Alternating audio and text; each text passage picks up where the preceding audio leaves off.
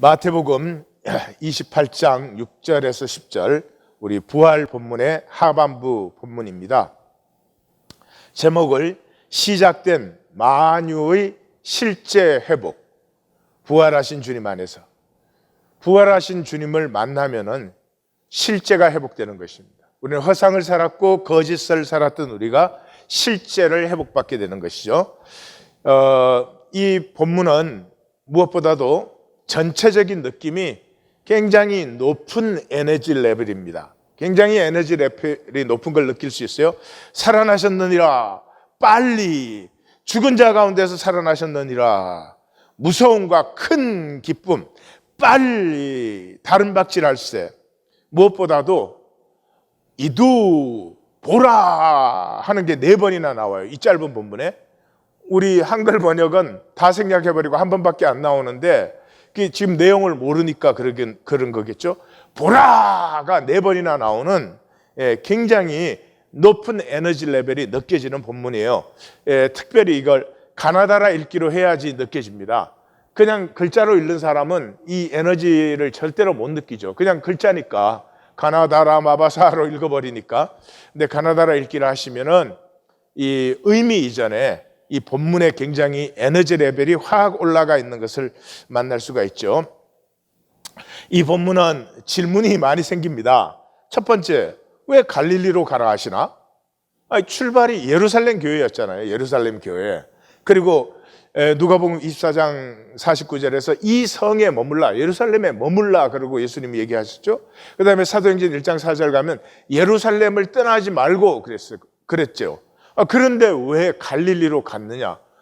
갈릴리로 가서 뭐 한 게 없는 것 같아요. 예수님이 제자들을 만나갖고 지상명령 내리신 거 외에는 그 예루살렘에서 하면 안 되는 건가요? 왜 갈릴리로 가야 했나? 두 번째, 왜 막달라 마리아가 중심 인물인가?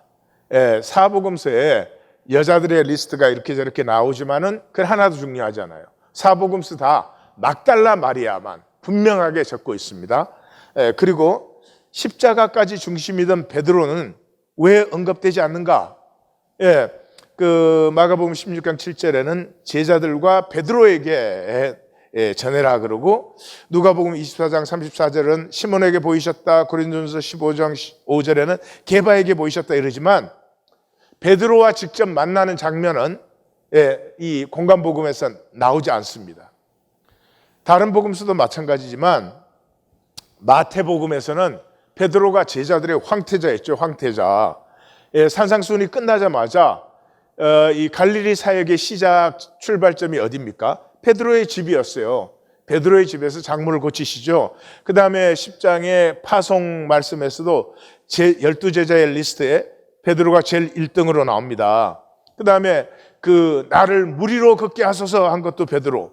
그 다음에 주는 그리스도시여 살아계신 하나님의 아들이시니다 한 것도 베드로.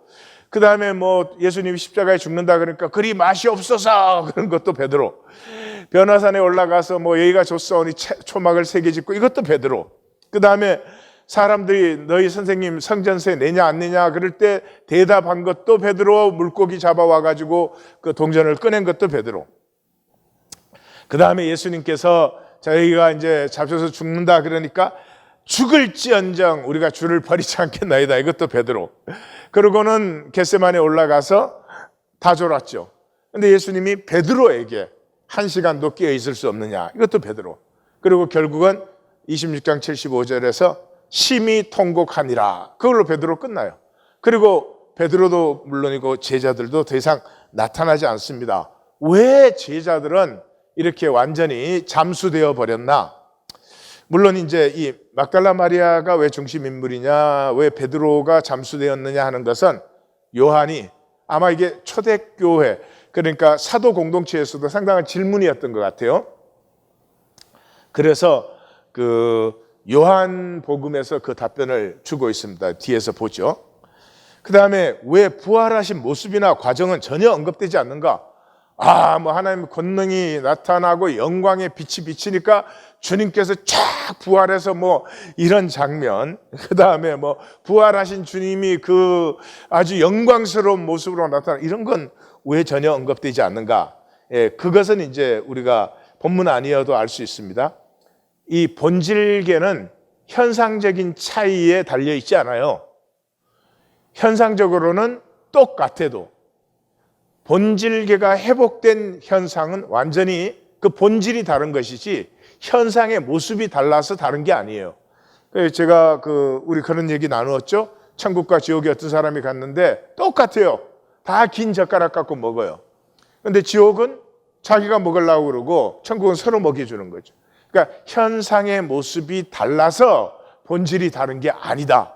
그러므로 이 부활하신 주님의 영광스러운 모습이라든지 어떻게 부활하는 그 영광스러운 모습을 이 복음서는 우리에게 전해주는 것을 중요하게 생각하지도 않을 뿐만 아니라 오히려 그런 것 때문에 종교가 될까 봐 오히려 절제하는 그런 모습입니다.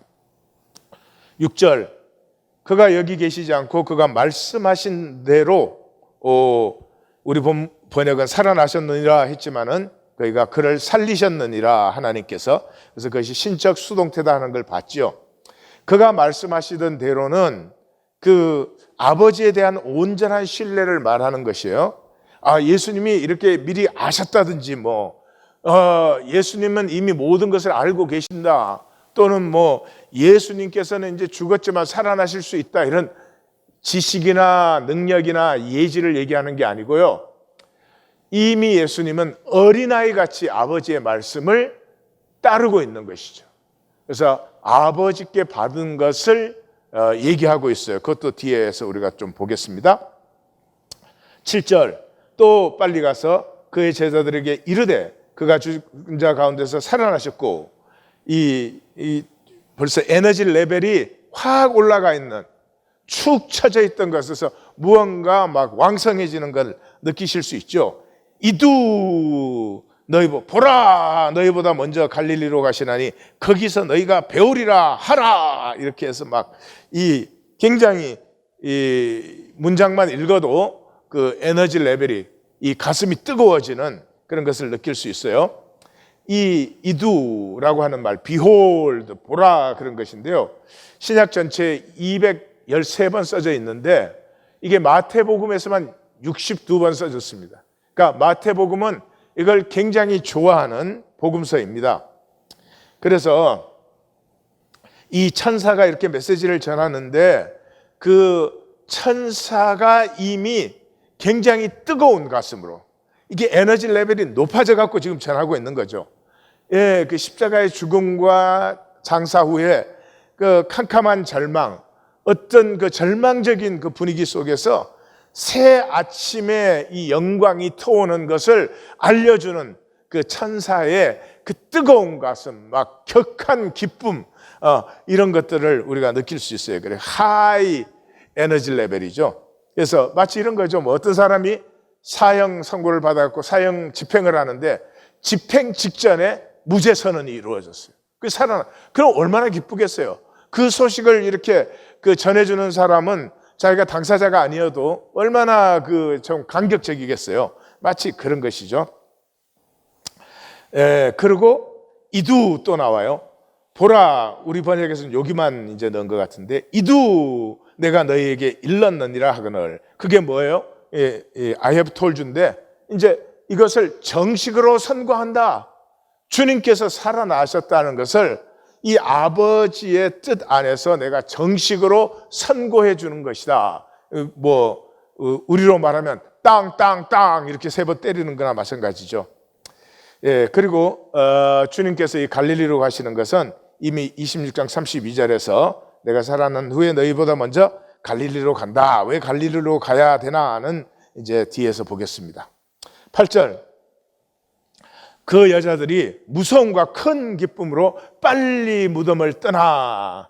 무덤을 떠나니까 죽음을 떠나, 이런 상징적인 의미도 있겠습니다.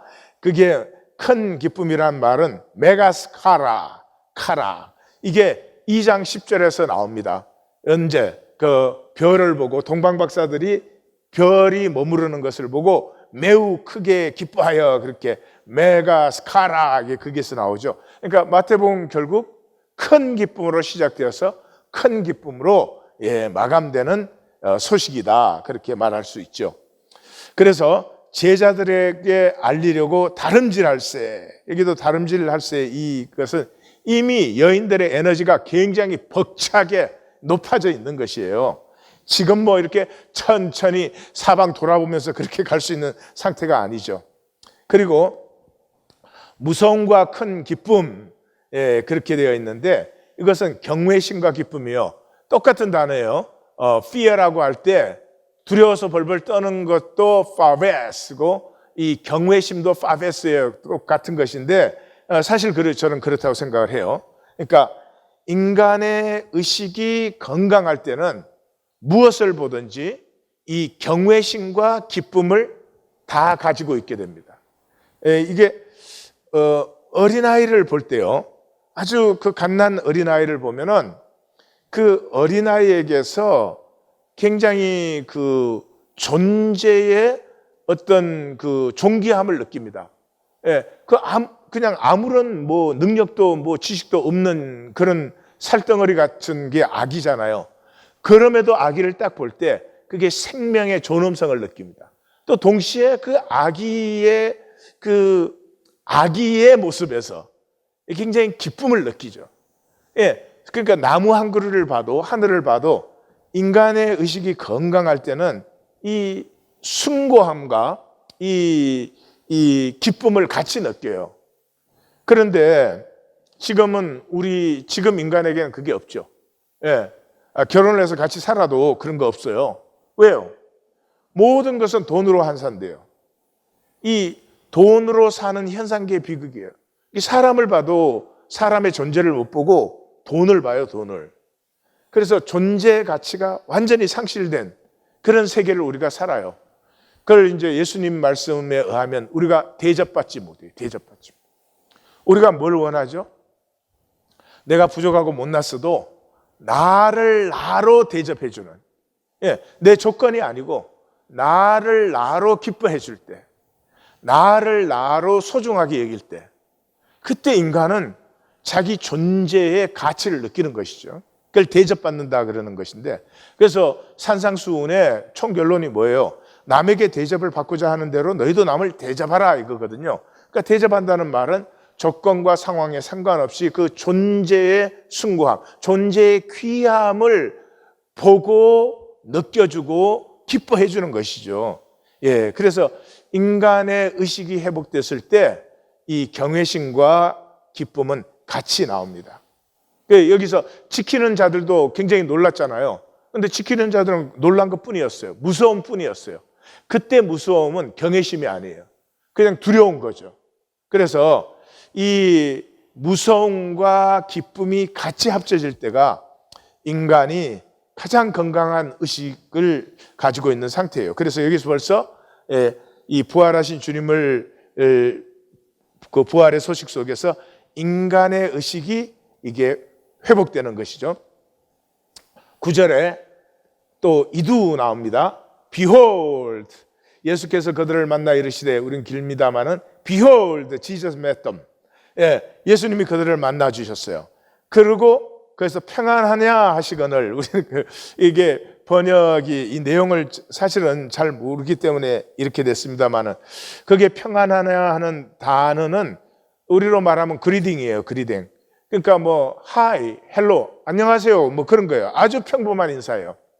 그래서 많은 그 성경학자들이 이게 부활하신 주님께서 이 자기를 사모해서 나온 여자들을 만나 가지고 뭐 하이 그러겠냐. 이 단어가 그럼에도 불구하고 rejoice, 기뻐하라, 뭐 이렇게 번역을 해야 된다, 뭐 이렇게들 많이들 생각을 해요. 근데 그게 이 부활 본문을 제대로 못 봐서 그러는 거죠. 예수님이 그리딩 하신 거예요. 하이 하셨어요. 근데 우리가 현상 세계에서는 하이 그럴 때 왜 하이 해요? 그냥 말로만 하이 하는 거예요. 말로만 뭐 안녕하세요 그런 저분이 정말로 안녕할까, 뭔가 마음이 안녕할까, 영혼이 평안할까, 그런 생각이에요? 그냥 말이에요, 말. 그러나 부활하신 주님의 안녕하냐, 그 말 속에는 정말로 이 여인들에게 그 평안을 주는, 사실은 우리는 안녕하냐 그렇게 물음으로 바꿔버렸는데요, 이 물음 아닙니다. 안녕하라, 평안하라 하는 인사예요. 정말로 부활하신 주님의 능력에서 평안이 전해지고 있는 거예요. 그러니까 그 회복이 되는 거죠. 뭐가 회복이 되었어요? 현상 세계의 껍질뿐이든 말뿐이든 것 속에서 그 내용이 회복된 것이죠, 지금. 그죠? 그러니까 이게 첫 번째 우리의 의식의 회복을 받고, 두 번째 우리가 말 한마디를 주고받아도 그 실제 내용이 회복된 것을 볼 수 있어요. 그 평안이 전해지는 순간에 여자들이 나아가 그 발을 붙잡고 경배하니, 경배는 뭐 우리가 많이 봤어요. 프로스쿠네오 그런 단어죠. 그래서 이 참 재밌잖아요. 유대 법정에서는 여자는 정인이 안 돼요. 그러니까 정인 자격이 없어요. 그러니까 이 본문은 부활을 증거하기 위해서 절대로 적히지 않았어요. 성경 부활을 선포할 뿐이지, 이 봐라, 이게 부활이 사실 아니냐. 하나님이 왜 그런 걸 신경을 써요? 저만 돼도 제가 말할 것은 그냥 선포하지 뭐 그걸 믿어달라고 구걸하지 않아요. 근데 하나님이 우리에게 그런 일을 하십니까? 안 하십니다. 그 심령의 평안이 확 몰려오는 순간에 이 여자들은 그 생명의 경외심을 느끼죠. 생명의 경외심을 느끼죠. 이게 왜 여자가 먼저 이것을 받았을까요? 여자는 모성애를 갖고 있기 때문입니다. 여자는 생명의 경외심을 더 가까이 느껴요. 애가 나도, 남자들은요, 애가 뭐 눈이라도 깜빡깜빡하고 무슨 베네짓이라고 하나요? 그런 거라도 할 때쯤 돼야지 이게 뭐 내 자식인가 그런 느낌이 들기 시작해요. 엄마는 뱃속에서부터 자식으로 느껴요. 그래서 이 모성애는 생명의 경외심을 느끼는 가장 최일선적인 것이에요. 그래서 이 부활의 새 생명이 나타날 때, 그래서 여자들에게 먼저 나타나는 거예요. 그 발을 붙잡고 경배하니, 그 경배한다는 것은 종교적으로 예배했다 그런 거 아니죠. 그렇죠?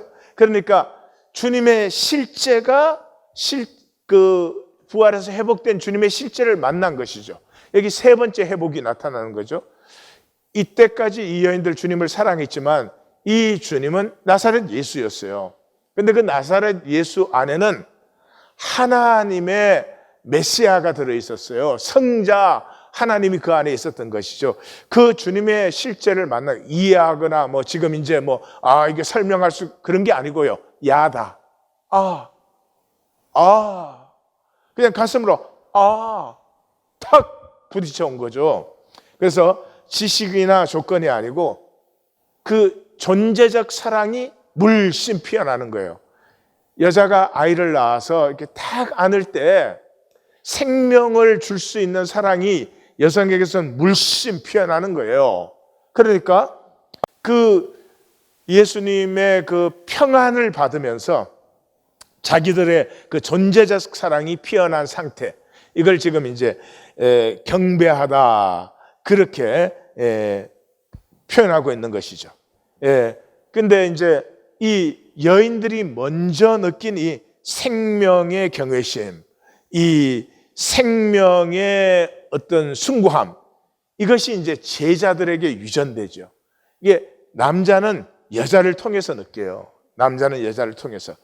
그렇게 제자들에게 유전이 되면서 이걸 세상에 전하는 건 누가 해요? 남자들이 해요.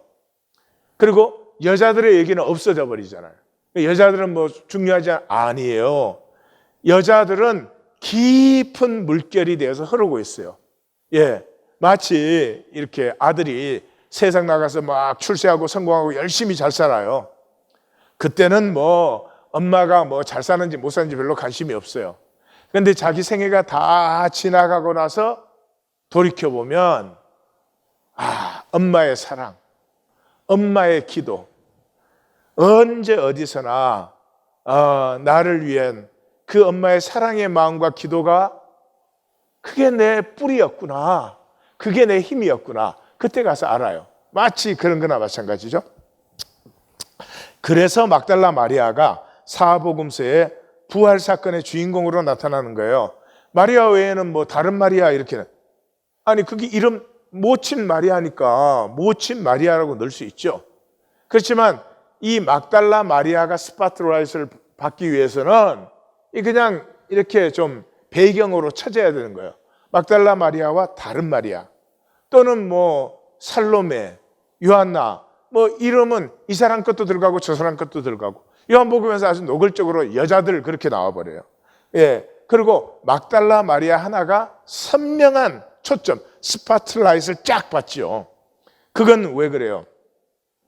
이 막달라 마리아가 사랑의 가슴으로, 예, 예수님을 따를 때부터 이 십자가에 따라와서 그 장례하는 무덤까지 따라가서 또 새벽 일찍이 그 왔을 때 이게 온전한 사랑의 가슴이에요. 그래서 사랑의 가슴으로만 느끼는 참되고 영원한 실제, 다시 말해서 부활하면 실제를 만나요. 실제를 만나고 누리기 시작해요. 근데 부활한 주님을 만나면 자동적으로 그렇게 되는 게 아니고요, 부활하신 주님의 실제는 사랑의 가슴에만 느껴져요. 그러니까 주님 부활하셨지만 모두가 본 게 아니죠. 예. 뭐 예루살렘에 있는 사람이 다 본 게 아니잖아요. 누구만 봤어요? 사랑의 가슴에만 이 실제가 실제로 나타나는 거예요. 이게 부활이라고 한 건 값싸게 뭐 이렇게 눈만 있으면 보는 게 아닙니다. 중심에 진실이 있어야 만나고 보이는 것이죠. 그래서 이 요한복음은 이것을 이제 이 막달라 마리아와 베드로의 문제를 잘 우리에게 전해주고 있어요. 그 20장에 보면 시작에 1절에 안식 후 첫날 일찍이 아직 어두울 때 막달라 마리아가, 이렇게 해서 막달라 마리아가 뭐 이 동트기를 기다리자마자 그렇게 해서 무덤으로 뛰어가서 마리아는 무덤 밖에 서서 울고 있더니, 울면서 구부려 무덤 안을 들여다보니 천사들이 이르되 여자여 어찌하여 우느냐, 이르되 사람들이 내 짐을 옮겨다가 어디 두었는지 내가 알지 못함이니이다. 예수께서 이르시되 여자여 어찌하여 울며 누구를 찾느냐. 예수께서 마리아야 하시거늘 마리아가 그렇게 히브리 말로 라보니, 애타는 가슴이죠. 찾고 또 찾은 가슴에 실제로 현현되는 것이 부활이에요. 부활은 이미 본질이 되어버린 거잖아요. 그러니까 아무 데서나 현상으로 나타나는 게 아니죠. 그러니까 부활의 실제는 사랑의 가슴에 나타나요. 그러니까 이 부활은 우리의 가슴을 회복해요. 어떻게? 사랑의 가슴으로 회복하죠. 10절, 이에 예수께서 이르시되 무서워하지 말라. 가서 내 형제들에게, 내 형제들에게, 그러니까 7절에서는 천사는 제자들에게 그랬잖아요. 그런데 주님은 내 형제들에게 그래요. 그러니까 제자들을 어떻게 했어요? 예수는 버리고 도망했고, 또 부인하고 저주하고 맹세까지 하면서 부인하고 저주했죠. 그러나 그 모든 관계가 부활하신 주님 안에서 관계가 회복되었어요. 회복되었는데 그 회복의 정도가 주님과 제자의 관계가 아니라, 이건 현상에서의 관계죠. 현상에서의 관계죠. 근데 이 현상 세계를 넘어서 영원한 세계에 들어가면 주님과 제자가 있어요? 없어요? 없어요. 한 아버지 밑에 한 형제 된 관계밖에 없어요. 그러니까 부활하신 주님에서 관계가 완전히 회복된 거죠. 완전히 회복된 것이죠. 이것이 하나님의 가슴에 영원히 기다려온 거잖아요. 하나님께 온 세상을 만드시고 온 세상이 자기 그 아버지 안에서 하나 되는 것, 이 영원을 기다려온 회복이 일어나는 거죠. 그러니까 이 부활에서 모든 관계가 회복되는 것을 우리 만나요.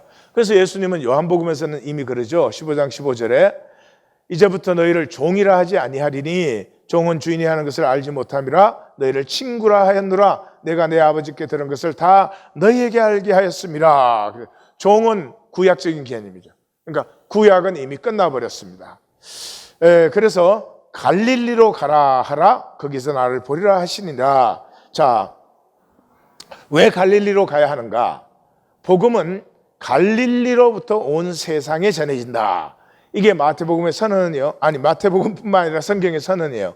예, 그래서 물은 낮은 곳으로 흐르죠. 그래서 하나님의 가슴은 어디로? 아픈 곳으로 흘러요. 아픔이 깊을수록 그리로 먼저 흐르는 거죠.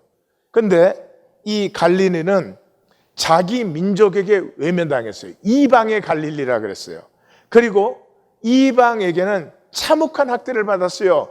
이 갈릴리가 반란이 많이 일어나서 그 기록을 보면은 이 갈릴리에는 멀쩡한 남자가 하나도 없었다. 대부분 불구자였다. 그리고 굶주림이 너무 심해서 얼굴색이 누렇게 다 떠 있었다. 이런 기록들이 나타나요. 가장 아픔이 깊은 자리이기 때문에 거기에서부터 복음이 시작된 거예요. 그래서 마태복음을 보시면 예수님이 마귀의 시험을 받아요. 그 다음에 요한이 체포되는 기사가 나오죠.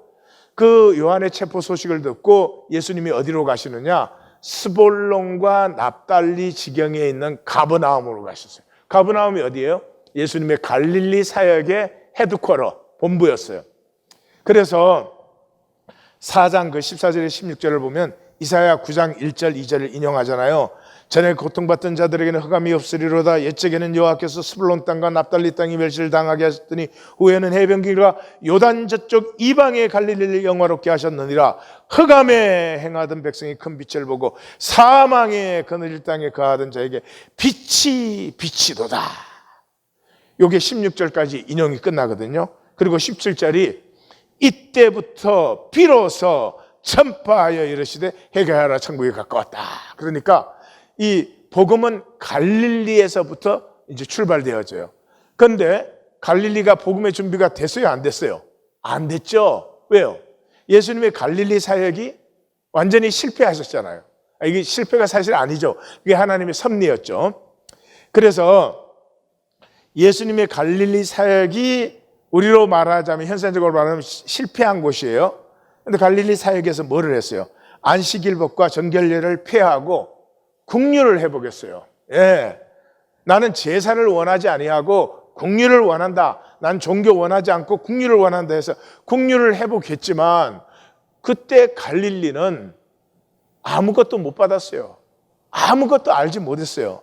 그래서 예수님께서 화 있을 진자 고레시나 화 있을 진자 베세다야 너에게 행한 모든 권능을 드로아 시돈에게 행하였더라면, 드로아 시돈은 페니키아 이방이죠.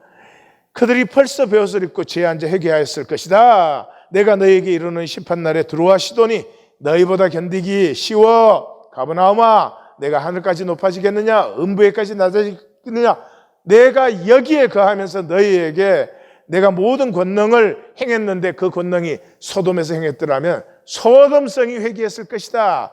너희는 전혀 회개하지 않았다는 거죠. 그러니까 주님께서 종교를 폐하고 하나님의 긍휼을 회복했지만 이 갈릴리 사역에서는 nothing changed. 아무것도 받지 못했어요. 재밌는 건 그때 사람들은 제일 많이 예수님을 따랐어요. 그런데 그 많은 사람이 따랐지만 그게 이 하나님의 뜻은 이 불과 12명도 아니지 11명의 제자와 몇몇 따르는 여자들과 사람들 외에는 아무도 그것을 받지 못했어요. 요한은 이걸 아주 자세하게 말해줍니다. 8장 31절에 보면 자기를 믿은 유대인들에게 그래요. 그러니까 자기를 믿은 종교인들이죠. 종교인들에게 너희는 마귀의 자식이다 그랬죠. 너희는 마귀의 자식이다. 다시 말해 너희는 현상의 사람들이야. 에고의 사람들이야. 너희는 세상의 자식들이야. 그렇게 말을 했죠. 그러니까 갈릴리에서 복음은 시작돼야 되고 분명히 갈릴리의 복음을 선포했는데 갈릴리의 열매는 없죠. 갈릴리에서 시작될 수가 없죠. 그래서 부활하신 주님이 제자들과 갈릴리에서 만나서 자기가 무엇을 하신 것인지, 제자들이 무엇을 받아야 되는지를 거기서 다시 확인하는 거죠. 그것을 확인하고 예루살렘으로 돌아와서 교회는 예루살렘에서 출발돼요. 이건 작전상 출발 기지예요. 그러나 복음의 내용 자체는 어디에서부터? 갈릴리에서부터 시작되는 것이에요. 그래서 이렇게 갈릴리에서 아무도 안 받은 것을 예수님이 뭐라고 그래요? 천지의 주제이신 아버지여, 이것을 지혜롭고 슬기 있는 자들에게는 숨기시고 어린아이들에게는 나타내심을 감사하나이다. 옳소이다. 이렇게 된 것이 아버지의 뜻이니 이게 무슨 말이에요? 예수님이 그 큰 권능과 이적으로 치유하시고 축복하시고 말씀 증거하시고 떡을 먹이시고 했지만 사람들은 그 아무것도 몰랐죠. 그러니까 사람들이 받을 수 있는 건 뭐밖에 없어요? 십자가밖에 없어요. 십자가. 예, 내가 그렇게 열심히 한다고 되는 것이 아니고 하나님의 구원은 십자가를 통해서만 이루어지는 것이구나. 이것을 지혜 있는 자들에게는 숨기고 어린아이들은 알게 해서 감사합니다. 그런 다음에 뭐라고 말씀하셨어요? 수고하고 무거운 짐진 자들아 다 내게로 오라. 내가 너희를 쉬게 한다. 나이는 마음이 온유하고 겸손하니 나의 멍에를 메고 내게 배우면 너희의 마음이 쉼을 얻는다. 그러면서 내 멍에는 쉽고 가볍다 그랬어요. 그러니까 여기 내 멍에가 뭐예요? 십자가예요. 십자가. 그리고 너희가 십자가를 질 때 마음이 쉼을 얻고 너희의 삶이 가벼워진다 그랬어요. 종교인들에게는 전혀 아니 옳습니다. 십자가 그러면 도망가고 싶고 피하고 싶고, 십자가 그러면 무슨 저주같이 보이지 절대로 복으로 보이지 않습니다. 내가 종교인인가? 내가 하나님의 생명의 사람인가? 점검해 보실 수 있는 좋은 기준이 십자가입니다. 뿐만 아니라 이 갈릴리로 돌아오기 위해서 11제자를 회복하는 거죠. 예, 이 부활하시자마자 제일 첫 번째 엠마오의 두 제자에게 보이시죠. 이건 예루살렘 지역이죠. 그 다음에 11제자와 도마에게 또 보이셨죠. 이것도 예루살렘이죠. 그 다음에 세 번째로 나타난 게 이제 갈릴리에서 디베리아 호숫가에서 만납니다. 그러니까 예루살렘에서, 유다에서 제자들은 완전히 실패했죠. 뭐 성전 호산나 할 때 껍적껍적 하더니 그 다음부터는 그냥 완전히 이건 말이 아닐 정도로 실패를 했습니다.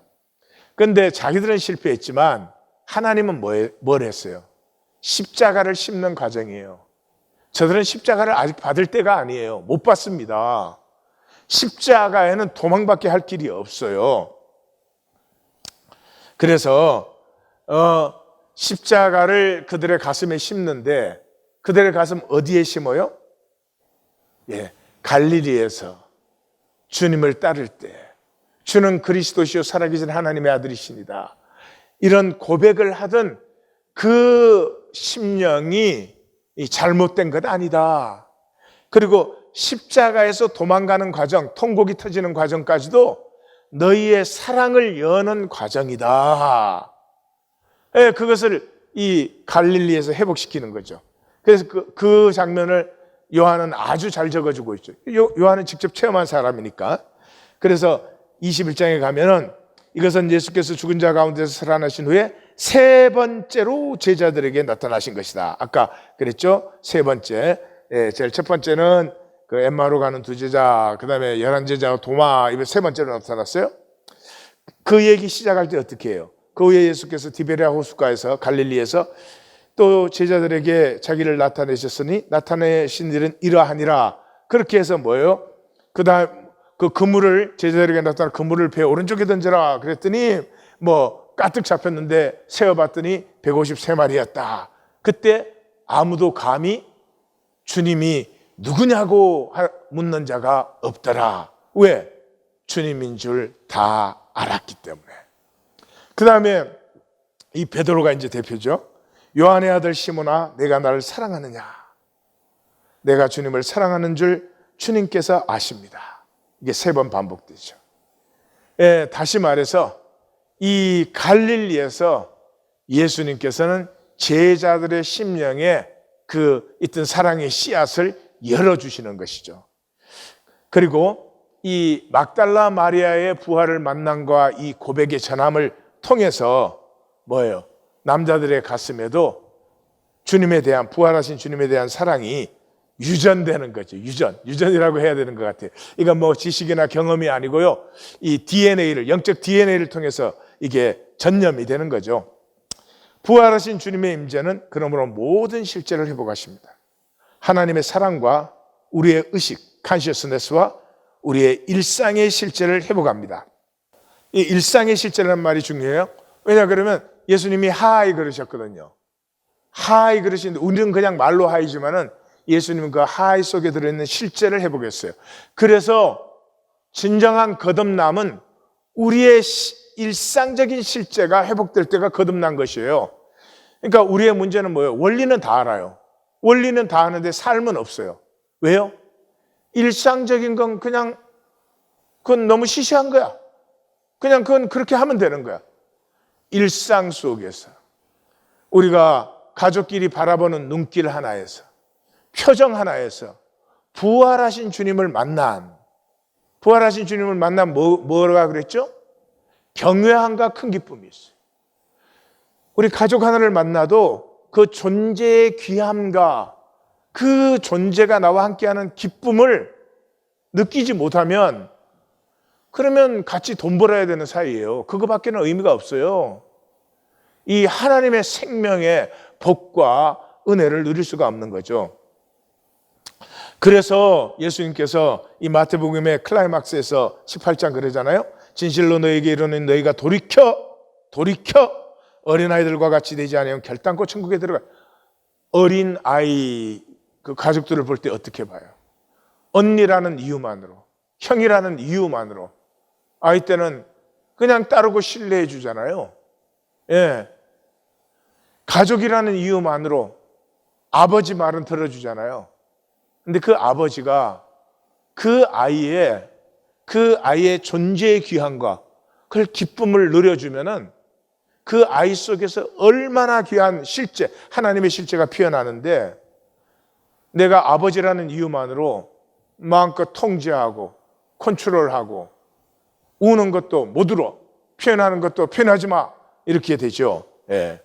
두세 사람이 내 이름으로 모인 것은 나도 그들 중에 있느니라. 예배, 종교의식 하는 것이 아니고요. 두세 사람이 내 이름으로 일상을 살아나가는 그곳에 부활하신 주님의 임재가 하는 거죠.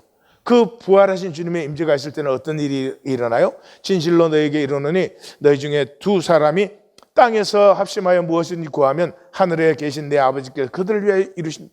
두 사람이 기도하는 것 아버지가 반드시 이루어 주신다. 뿐만 아니라 너희가 땅에서 무엇이든지 매면 하늘에서도 매이고 무엇이 땅에서 풀면 하늘에서도 풀린다. 다시 말해서 마태는 하나님 우리 종교생활을 하라고 부른 거 아니야. 밥 먹고 숨 쉬고 대화하고 함께 살아가는 이 일상을 부활하신 주님의 임재 안에서 해라.